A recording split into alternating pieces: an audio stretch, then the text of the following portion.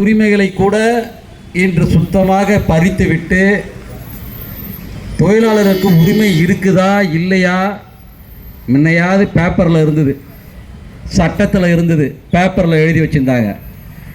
அது கூட இல்லாத ஒரு நிலைமையில், பறித்து விட்ட நிலைமையில்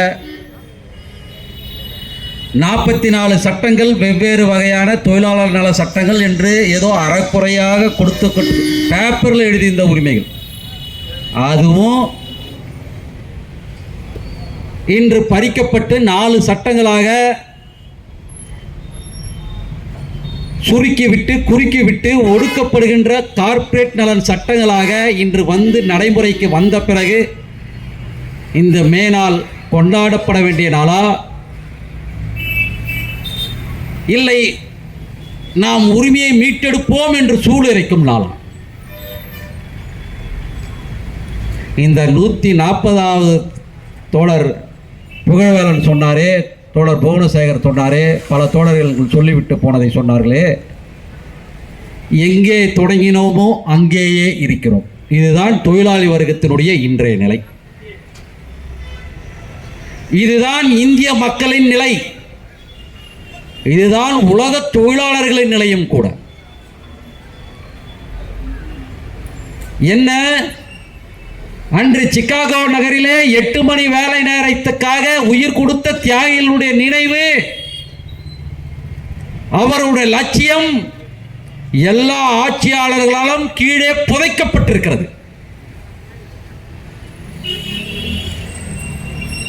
அது புரட்சியின் விதையாக மாற்றப் போகிறோமா, இல்லை அது எருவாகி மண்ணாக போகிறதா என்பதை தீர்மானிக்கின்ற இடத்திலே இங்கே கூடியிருக்கிற மக்கள் தான் தீர்மானிக்க வேண்டிய இடத்திலே இருக்கிறோம்.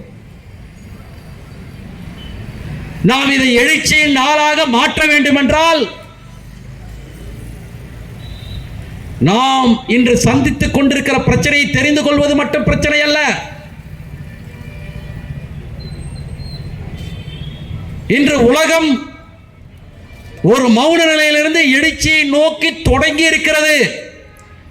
இந்த 140வது நாளிலே, இந்த 140வது ஆண்டு இப்பொழுது தொடங்கி இருக்கிறது. இந்தியாவிலே ஒரு எழுச்சியின் காலம். ஒவ்வொரு காலமும் தொடங்கும், ஆனால் அது அடக்கப்பட்டு கொண்டே இருக்கும். ஆனால் 2016 ஒரு போராட்டத்தை பார்த்தோம். மாருதி தொழிற்சாலைகளில் எப்படி அடக்கி ஒடுக்கி, உண்டாய் தொழிற்சாலைகளை எப்படி அடக்கி ஒடுக்கிற காலெல்லாம் பார்த்தோம். தேயிலை தோட்டத்தினுடைய தொழிலாளர்களுடைய போராட்டத்தை பார்த்தோம். ஏன் சென்ற வருடம் சாம்சங் போராட்டத்தை பார்த்தோம், என்ன நடந்தது என்று. தொழிலாளர்கள் எழுந்தார்கள், மீண்டும் அடக்கப்பட்டார்கள். எதற்காக?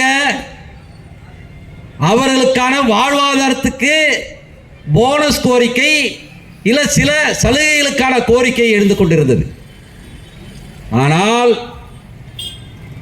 இந்த ஆண்டு தொடக்கத்திலே, ஜனவரியிலே,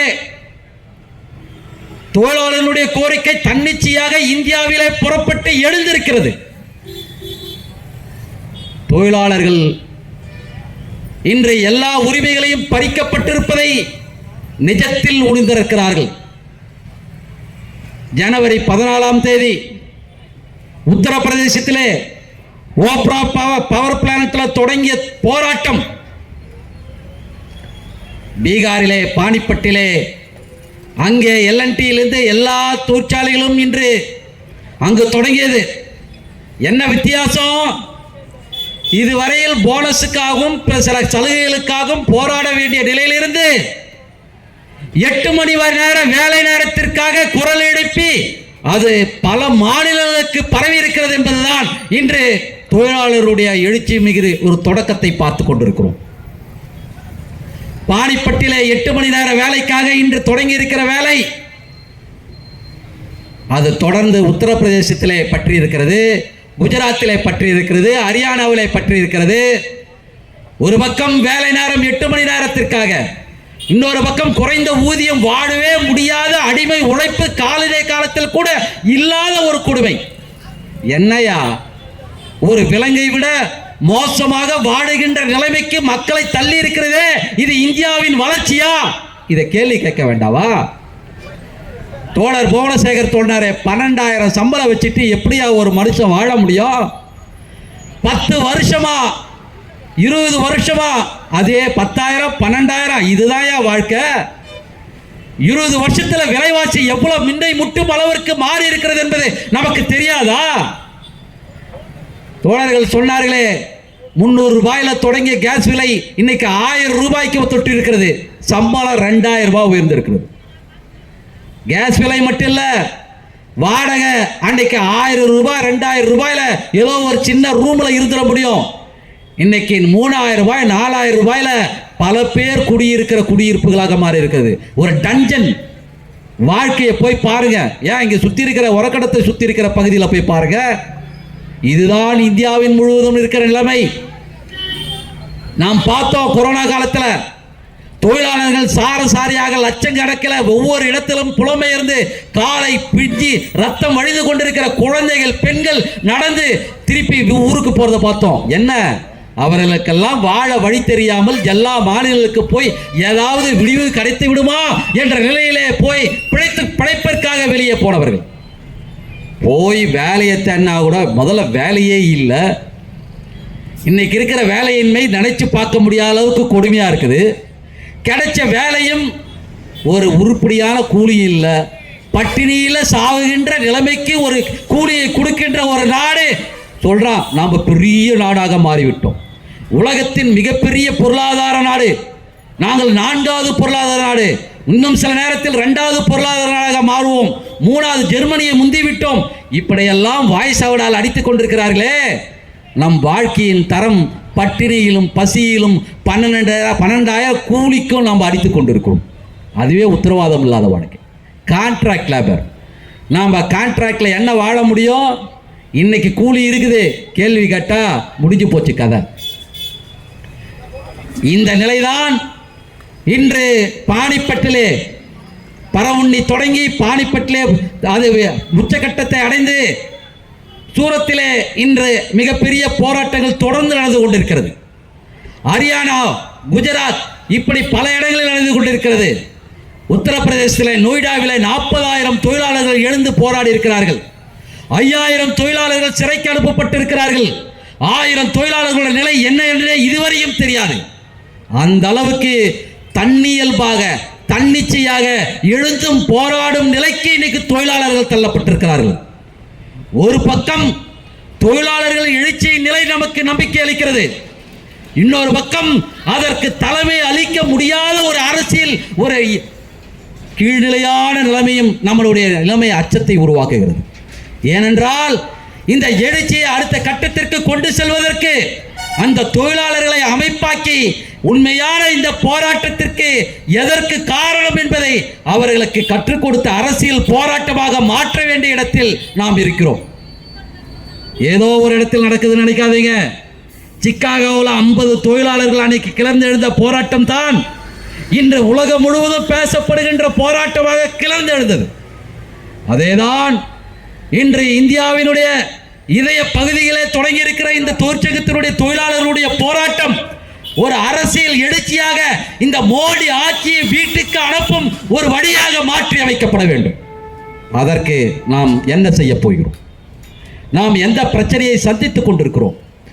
இந்த தொழிலாளர்களுடைய நெருக்கடிக்கு, வாழ்க்கையின் நெருக்கடிக்கு என்ன காரணம்? இது உலக நிலவரங்களோடு எப்படி இணைக்கப்பட்டிருக்கிறது? மோடியின் ஆட்சி ஏதோ தனித்த ஆட்சி அல்ல. மோடி ஆட்சி ஒரு இந்துத்துவ பயங்கரவாதத்தை தூண்டிவிடுகிறது. அது எப்படி மத கலவரங்களை தூண்டிவிடுகிறது, இஸ்லாமியர்களை எதிரிகளை ஆக்கிறது என்பது எல்லோருக்கும் தெரிந்த விஷயம். ஆம், அது மதவாத கொள்கையை, இந்துத்துவ கொள்கையை ஏன் எடுத்துக்கொண்டிருக்கிறது என்பதற்கான அரசியல் பொருளாதார காரணிகளை தெரியும் போதுதான் மிக முக்கியமாக புரிந்து கொள்ள முடியும். விவசாய போராட்டம் நடந்தது, எல்லாருக்கும் ஞாபகம் இருக்கும். ஒரு வருஷம் நடந்த உடனே அவன் கிளப்பி விட்ட விஷயம் காலிஸ்தான் பிரச்சனை. என்னன்னு, காலிஸ்தான்கள் உள்ளே புகுந்து இந்தியாவினுடைய பொருளாதாரத்தை முடக்குவதற்காக இங்கே தீவிரவாதத்தையும் பயங்கரவாதத்தையும் தூண்டிவிட்டார்கள் என்று அன்று மோடி கதைத்தது எதற்காக? மக்களை பிளவுபடுத்தி மோத விடுவதற்காக, ஒரு பயங்கரவாதத்தை பூச்சாண்டி காட்டி ஒடுக்குவதற்காக. இதேதான் நொய்டாவில் செய்து கொண்டிருக்கிறது. பாகிஸ்தானியர்கள் உள்ளே நுழைந்து அங்கே பயங்கரவாதத்தை தூண்டிவிட்டிருக்கிறார்கள். அங்கே 4 பேரை நாங்கள் கைது செய்து விட்டோம். அந்த 4 பேரில் கைது எதை காட்டுகிறது என்றால், உள்ளே நுழைந்து இந்திய தொழிலாளர்களை தூண்டிவிட்டு இங்கே ஒரு பொருளாதாரத்தை இங்க இருக்கிற எல்லாவற்றையும் முடக்குவதற்காக எல்லாம் வேலை செய்கிறது என்று ஒரு பயங்கரவாத பூச்சாண்டியை காட்டி இஸ்லாமியர்களை எதிராக மாற்றுவதற்கு தான் அங்க பயங்கரவாதத்தை பூச்சாண்டி காட்டியது. எந்த இடத்தில் நரவேட்டையாடி இஸ்லாமியர்களை படுகொலை செய்வது உச்சக்கட்டமாக நடந்ததோ அந்த இடத்தில் தான் நீ இந்துனா சொல்லிக்கோ, முஸ்லீம்னா சொல்லிக்கோ போடா, ஆனால் இந்த தொழிலாளர்கள் 40,000 பேரும் எல்லா தொழிலாளர்களும் ஒன்று சேர்ந்து அவர்களை விரட்டி அடித்திருக்கிறார்கள். இதுதான் நம்பிக்கையான விஷயம். ஒரு வர்க்க போராட்டத்தின் தொடக்கம். நாம் என்ன செய்ய போகிறோம்? மோடி இன்றைய நிலைமை என்ன செய்து கொண்டிருக்கிறார்? இந்த நாட்டினுடைய பொருளாதாரத்தை அம்பானிகளின் அதானிகளின் கையிலும் ஏகாதிபத்திய கார்ப்பரேட்டுகளின் கையிலும், குறிப்பாக அமெரிக்காவின் கையிலே கொடுத்திருக்கிறார். இதை நாம் அனுமதிக்க போகிறோமா? இந்த தொழில் நெருக்கடி ஏன் ஏற்பட்டது? அவங்க போரானதெல்லாம் எல்என்டில, இந்தியன் ஆயில் கார்பரேஷன்ல, இப்படி அதானி அம்பானி குழுமத்தில், எல்லா குழுமத்தில் தான் இன்னைக்கு மிகப்பெரிய தொழிலாளர் போராட்டம். 40,000 பேர் 50,000 பேர் போராடிட்டு இருக்கிறார். கிட்டத்தட்ட 12 மாநிலங்கள் போராடி கொண்டிருக்கிறது. அதில் மிக பெரும்பான்மையான பாஜக ஆளும் மாநிலங்களில் இந்த தொழிற்சாலை போராட்டங்கள் தொடங்கி இருக்கிறது. தொழிலாளி வர்க்கம் வர்க்க ரீதியாக திரண்டு போராடி கொண்டிருக்கிறார்கள். எதனால? இங்கு இருக்கிற தொழில்துறையினுடைய நெருக்கடி, கார்ப்பரேட்டுகளுடைய நெருக்கடி இன்று உச்சத்தை அடைந்திருக்கிறது. எதை கொண்டு? கார்ப்பரேட்டுகள், அதுவும் குறிப்பாக இங்கே இருக்கிற தொழில்துறைகள் எல்லாம் ஏகாதிபத்தியத்தின் பிடியிலே போய் கொண்டிருக்கிறது. இன்னொரு பக்கம் பாஜக ஆட்சி வந்ததிலிருந்து அம்பானியும் அதானியும் என்று ஒரு சில கார்ப்பரேட்டுகள் மட்டுமே, டாடா குழுமம், வேதாந்தா போன்ற விரல் விட்டு எண்ணக்கூடிய 4-5 கார்ப்பரேட்டுகளுடைய ஆதிக்கம் கொடிகட்டி பறக்கிறது.